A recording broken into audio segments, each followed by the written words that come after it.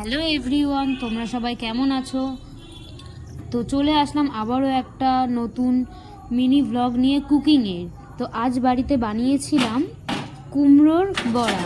কুমড়োগুলোকে প্রথমে স্লাইড করে কেটে নিয়েছি, তারপরে একটা বেসনের একটা ব্যাটার তৈরি করে নিয়েছি। তার মধ্যে বেসন দিয়েছি, একটু সুজি দিয়েছিলাম, একটু পরিমাণ মতো নুন, হলুদ, একটু লঙ্কার গুঁড়ো, কালো জিরে আর আমার একটা স্পেশাল মশলা। তারপরে গ্যাসে কড়াইটা বসিয়ে দিয়ে কড়াইটা গরম হওয়ার পরে কড়াইয়ে তেল দিয়ে তেলটা গরম হয়ে যাওয়ার পরে ব্যাটারের মধ্যে এক এক করে কুমড়োগুলো দিয়ে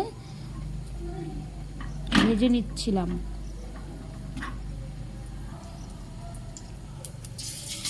কুমড়োগুলোকে ভালোভাবে ব্যাটারের মধ্যে মিশিয়ে কড়াই এক এক করে দিয়ে উল্টে পাল্টে ভেজে নিলাম। প্রথমেই বাড়িতে বানালাম, আগে কোনো দিনও বানাইনি। তো কেমন হয়েছে জানিও, কিন্তু তোমরাও পারলে বাড়িতে একবার ট্রাই করো। খারাপ লাগেনি, ভালোই লেগেছে।